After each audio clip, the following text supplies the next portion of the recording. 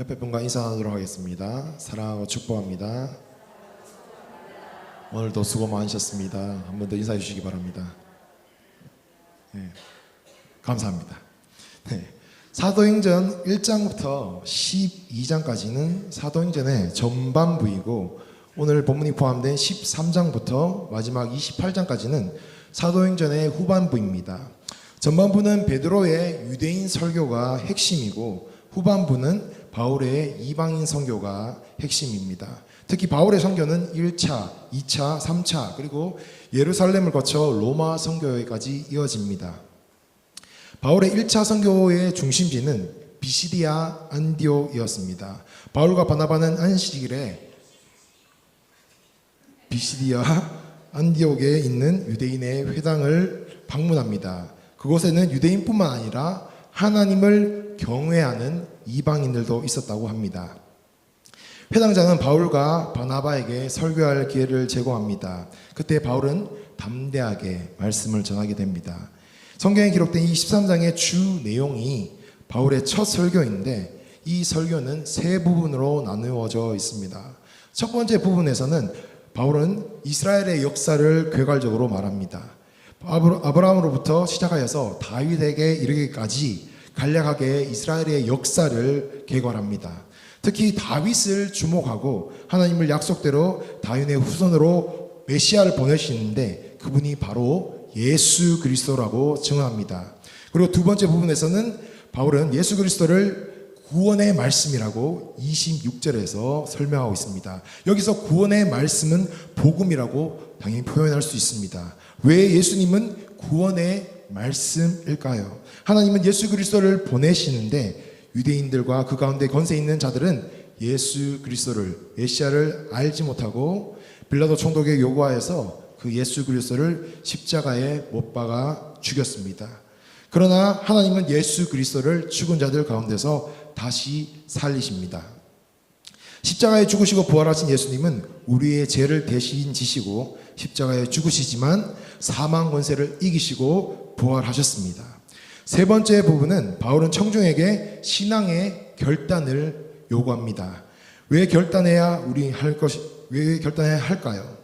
예수님을 믿으면 죄사함과 의롭다함, 즉 구원을 받지만 예수님을 믿지 않으면 멸망을 당하기 때문입니다. 32절에 보시면 조상들에게 주신 약속은 23절에서 언급한 하나님의 약속을 의미합니다. 바울을 로마서 3장과 4장에서도 본문과 같은 형태의 그 진술을 하여서 예수님이 하나님의 약속을 따라오셔서 이 땅에서 사역하셨음을 밝히고 있습니다. 그렇게 하여서 바울은 예수님에 대한 유대인들의 오해와 무지를 벗겨주고자 부단히 노력하였습니다. 32절 끝에 보면 그 하나님이 주신 약속을 전파하였다라고 합니다. 여기서 전파하다의 원어를 직역해 보면 복음을 전한다, 그러니까 좋은 소식을 전한다입니다. 바울은 예수의 십자가와 부활의 복음을 구약 성경을 통하여서 증거해 보입니다. 먼저는 시편 2편 7절에 너는 내 아들이라 오늘 내가 너를 낳았도다를 33절에서 인용하고 있습니다. 이는 다윗의 언약이 예수 그리스도를 통해 성취되었음을 강조하는 것입니다. 그리고 이사야 55장 3절은 내가 너희를 위하여 영원한 언약을 맺으리니 곧 다윗에게 허락한 확실한 은혜이라 하며 34절에서 인용을 하고 있습니다. 다윗의 자손이신 예수께서 부활하셨기에 하나님께서 다윗에게 하신 약속은 영원하고 미쁘다는 것이 증명되었습니다. 여기서 바울은 다윗의 가문에서 부활할 메시아가 나올 것임을 구약적 증거로 내세우면서 기독교를 유대교 전통과 분리된 이단이 아니라 유대교가 필연적으로 걸어가야 될 길임을 말하고 있습니다.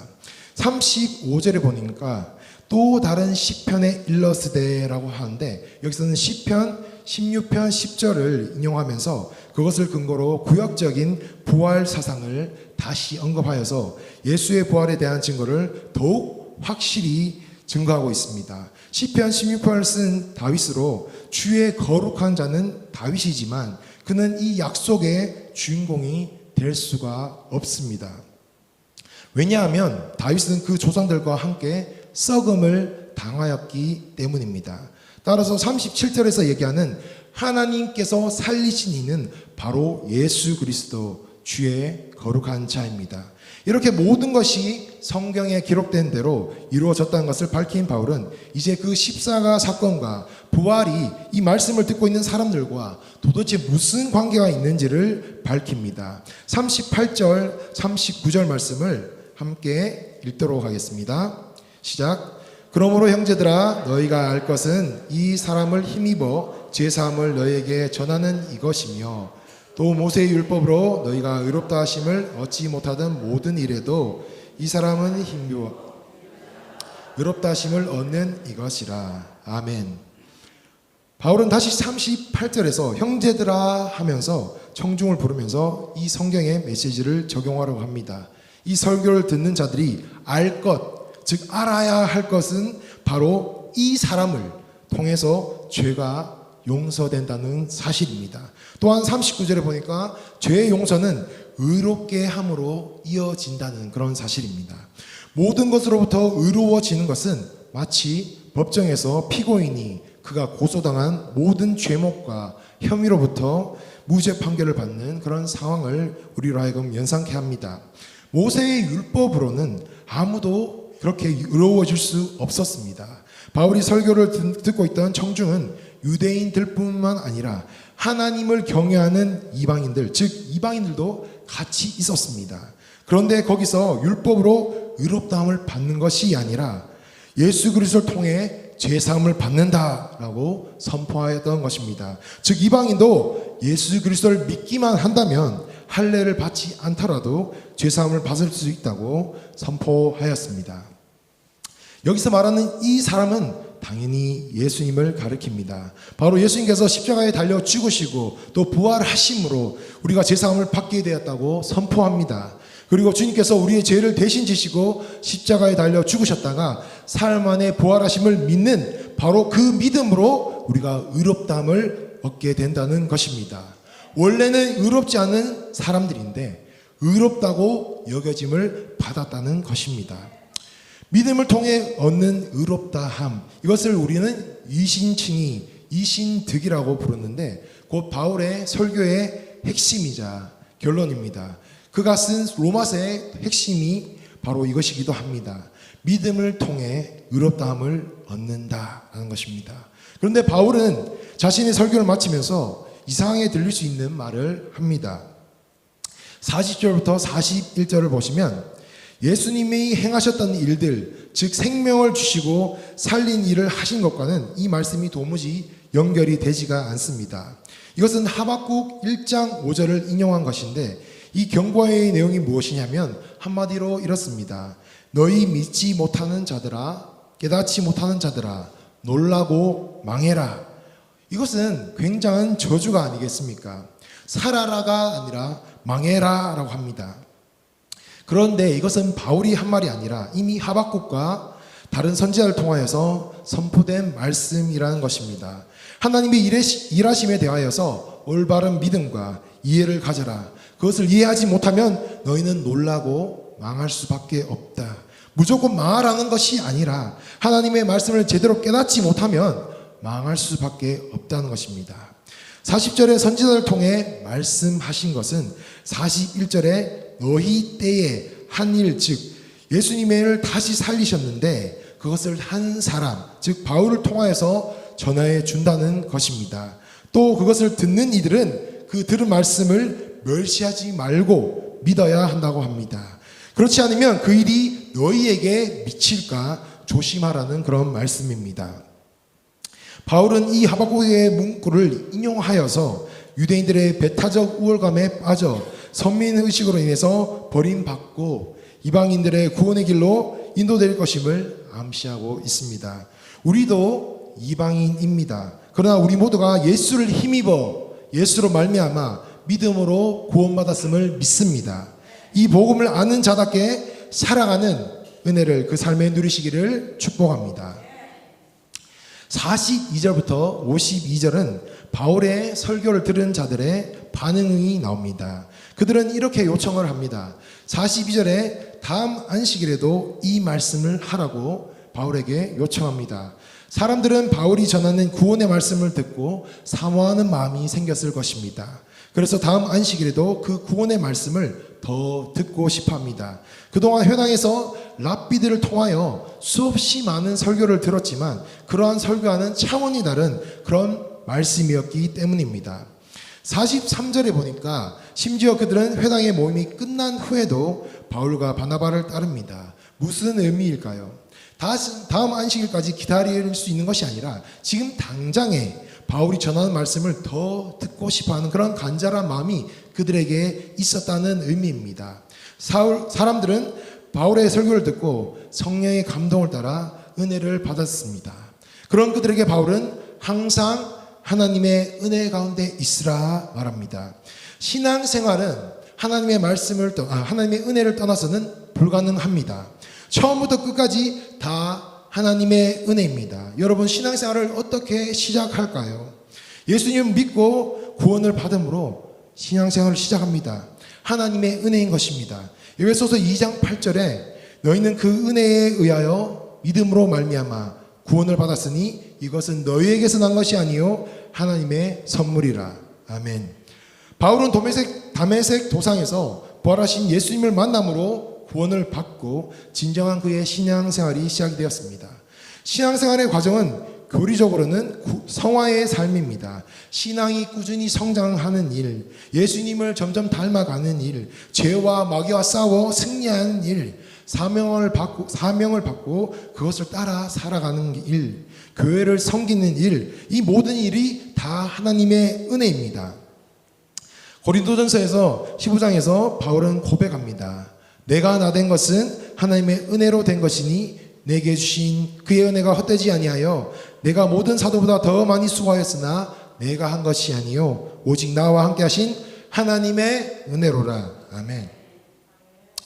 신앙생활의 결론은 주님의 심판대 앞에 서는 일입니다. 어느 누가 하나님의 심판에서 벗어날 수 있겠습니까? 한 명도 예외가 있을 수 없습니다. 그러나 성령님께서 우리 안에서 삶 가운데 늘 역사하시고 중보자이신 예수님이 하나님 보좌 우편에서 우리를 위하여 지금도 기도하시며 우리를 천국으로 인도하십니다. 오직 하나님의 은혜일 뿐입니다.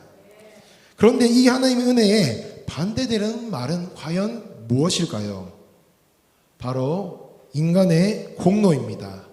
바로 이 세인은 인간의 공로나 노력이나 선행으로 구원을 받을 수 있다고 그들은 생각하였습니다. 그래서 예수 그리스도를 십자가에 못 박았습니다. 그러나 그들은 열심으로 신앙으로 사는 것 같아도 결국 구원에 이를 수 없습니다. 갈라디아서 5장 4절에 율법 안에서 의롭다함을 얻으려 하는 너희는 그리스도에게서 끊어지고 은혜에서 떨어진 자다 하였습니다. 신앙생활은 내 힘, 내 의지, 내 노력, 내 열심으로 하는 것이 아닙니다. 하나님의 은혜로 감당해야 될 줄 믿습니다. 베드로전서 5장 12절에 베드로는 너희는 이 은혜에 굳게 서라 라고 하였습니다. 하나님의 은혜 위에 굳게 서며 그 은혜 안에 늘 거하시는 여러분 되시기를 축복합니다. 바울이 안식일에 회당에 설교한 이후에 한 주 동안 소문이 쫙 퍼져나갔습니다. 아마도 바울의 설교에 은혜를 받았던 그 사람들이 널리 소문을 냈을 것입니다. 그리고 그 다음 주 안식일이 되었습니다. 44절을 보니까 그 다음 안식일에는 온 시민이 거의 다 하나님의 말씀을 듣고자 하여 모이니라고 하였는데 한 주간 그 소문을 듣고 거의 모든 시민들이 그 회당에 모여듭니다. 그런데 문제가 발생합니다. 무슨 문제일까요? 회당의 장소가 그 모인 사람들에 비해서 비좁은 게 문제일까요? 아니면 바울이 육성어로 설교해야 되는데 너무나 많은 사람들이 몰려와서 그것이 문제일까요? 문제는 항상 생각하지 못한 데서 발생합니다. 45절에 보니까 유대인들이 바울의 설교를 듣기 위하여 몰려온 무리를 보고 시기심이 생긴 것입니다. 그들이 시기하고 화가 난 이유는 이방인이 할례를 받지 않고서도 예수를 믿기만 하면 하나님의 백성이 될 수 있다는 그 가르침과 그들로 인하여서 유대교 공동체를 위협할 기독교 공동체가 형성될 것에 대한 위기감 때문이었습니다. 유대인들은 시기와 질투만 한 것이 아니었습니다. 적극적으로 바울이 전하는 구원의 말씀을 반박하고 비방합니다. 그리고 한 걸음 더 나아가서 50절에 사람들을 선동하여서 바울과 바나바를 박해합니다. 바울과 바나바는 유대인들의 시기에 현혹되지도 비방에 주춤하지도 그들의 선동에 위축되지도 않았습니다. 유대인들의 박해에 두려워하지 않았습니다. 오히려 더 적극적으로 대응을 합니다. 46절에 바울과 바나바는 이렇게 담대히 말합니다. 그들을 가리켜서 하나님의 말씀을 버리고 영생을 얻기에 합당하지 않은 자로 자처하였다라고 말합니다. 이 말은 유대인들이 복음을 무가치한 것으로 여겼다는 것입니다. 그리고 그것은 유대인들 스스로 자처한 것이기에 복음을 누리지 못하는 그 책임이 유대인에게 있다는 것을 말하고 있는 것입니다. 바울은 하나님의 구원 섭리를 깨달아 알고 있었기에 유대인에게 먼저 복음을 전하기는 하였지만 그들이 복음을 받아들이지 않았기 때문에 곧바로 이방인에게로 향합니다. 이사야서 49장 6절에 내가 또 너를 이방의 빛으로 삼아 나의 구원을 베풀어서라고 한 것을 오늘 본문의 47절에서 인용하였는데 이 예언은 애초에 예수님께 적용된 것이었습니다. 누가복음 2장 32절에 시므온이 아기 예수님을 안고 이방을 비추는 빛이라고 축복하였습니다. 그런데 이 말씀을 다시 사도들에게 적용시키셨습니다. 주님께서 바울과 바나바에게 내가 너를 이방의 빛으로 삼겠다 말씀하신 것입니다. 예수님이 이 땅에 이방의 빛으로 오셨고 예수님은 이방인에게 복음의 빛을 비추는 그 사명을 제자들에게 위임하신 것입니다. 예수님의 제자인 우리에게도 마찬가지입니다. 바울의 선교 전략은 유대인 먼저였습니다. 로마서 1장 16절에 내가 복음을 부끄러워하지 아니하노니 이 복음은 모든 믿는 자에게 구원을 주시는 하나님의 능력이 됨이라. 먼저는 유대인에게요 그리고 헬라인에게로다. 사도행전 1장 8절에 예수님은 예루살렘에서 시작된 복음이 유대, 사마리아 그리고 땅끝으로 전해진다고 말씀하셨습니다. 유대인의 사도인 베드로는 뭐라고 말씀하였나요? 그도 역시 유대인 먼저라고 합니다. 사도행전 3장 26절에 하나님이 그 종 예수 그리스도를 세워서 복 주시려고 너희 그 유대인에게 먼저 보내사 너희로 하려금 돌이켜 각각 그 악함을 버리게 하셨느니라 하였습니다. 여러분 여기서 먼저라는 그 단어를 여러분이 기억하셔야 합니다. 하나님은 우리를 먼저 믿게 하셨습니다. 그런데 거기서 끝이 나면 안 될 것입니다. 하나님은 우리를 통하여서 우리의 가족과 이웃과 친구에게 복음이 전해지기를 원하십니다. 하나님이 우리를 너무나 사랑하시어서 복음을 알게 하시고 믿게 하신 것처럼 먼저 믿게 된 자로서 만나는 모든 불신자에게 복음의 빛, 복음의 통로의 역할을 감당하시기를 주님의 이름으로 축복합니다. 오늘 마지막으로 살펴볼 것은 43절에 한 주 전에 바울이 설교했을 때와 45절 이하에 한 주 후에 바울이 설교했을 때 모인 그 유대인의 온도 차이입니다. 본문 43절에 한 주 전에는 유대인들과 이방인들이 바울과 바나바를 많이 따릅니다. 바울과 바나바를 추종하였다는 그런 의미입니다. 그런데 한 주 후에는 유대인들은 대부분 돌아섭니다. 바울과 바나바를 적극적으로 비난하며 대적합니다. 반면에 이방인들은 한결같은 자세로 바울이 전하는 말씀을 받아들입니다. 48절에 이방인들이 듣고 기뻐하여 하나님의 말씀을 찬송하며 영생을 주시기로 작정된 자는 다 믿더라 하였습니다. 바울과 바나바는 이제 이방인들을 상대로 말씀 사역을 계속 진행합니다. 49절에 하나님의 말씀이 그 지방에 두루두루 퍼지게 됩니다. 그런데 50절, 51절에 유대인들은 유력한 자들의 힘을 빌어서 더 노골적으로 바울과 바나바를 박해하고 결국 그 지역에서 쫓아내버립니다. 그럼 바울과 바나바의 말씀의 훈련을 받았던 그 이방인들은 어떻게 되었을까요? 52절입니다. 제자들은 기쁨과 성령이 충만하니라. 아멘. 할례를 받지 않았지만 예수 그리스도를 믿은 이방인들, 그들을 향한 박해와 협박 그리고 핍박 결코 가볍지 않았을 것입니다. 그러나 그들은 그 가운데서도 기뻐하며 성령으로 충만한 제자가 되었다고 합니다.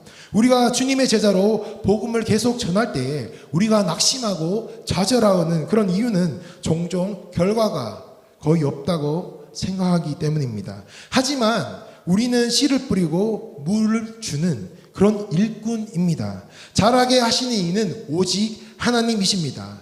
바울과 바나바가 복음의 씨를 뿌리고 말씀의 물을 줄 때에 기쁨으로 자라는 이도 있었고 시기하여서 배척하는 이들도 있었습니다. 꼭 기억하시기를 원합니다. 우리는 하나님의 일꾼이요 하나님의 비밀을 맡은 자들입니다. 그리고 그 맡은 자들에게 구할 것은 충성이라고 하였습니다. 결과가 아닙니다. 주님이 뜻하여 부르신 것에 담대히 나아가서 복음의 빛을 비추시는 여러분 되시기를 바랍니다. 그리고 그 결과를 주님께 맡기시기를 바랍니다. 우리는 구원하는 자가 아니라 전하는 자라는 사실을 늘 기억하시길 원합니다. 그러므로 우리를 먼저 구원해 주신 그 하나님의 위대한 구원의 역사에 동참하여 복음의 통로로 증인으로 빛으로 살아가시는 여러분 모두 되시기를 주님의 이름으로 축복합니다.